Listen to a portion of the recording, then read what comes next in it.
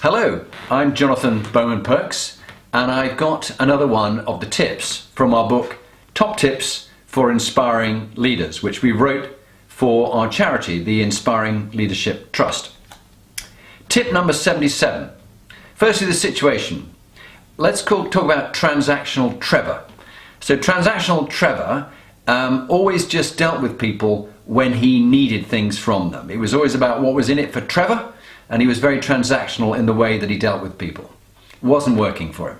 So I encourage Trevor to use tip number 77, which is invest in your emotional bank accounts. Invest in your emotional bank accounts.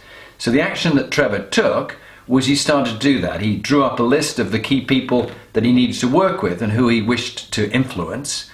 And one by one, he spent time with each of them. And he was really genuinely interested in them. And he topped up the emotional bank accounts with them in the good times.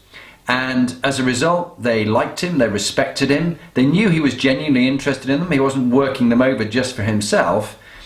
And the result was that much later, probably some months later, when he had a particular crisis, that Transactional Trevor was no longer transactional because he'd built relationships.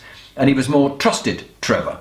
Because when he had a problem, people were prepared to support him because he'd got emotions in that bank account which he could draw on, whereas before it was completely empty and he wanted to withdraw, but he hadn't got any emotions in that bank account. So invest some time and some effort to genuinely invest in your emotional bank accounts with the people you work with. Thank you.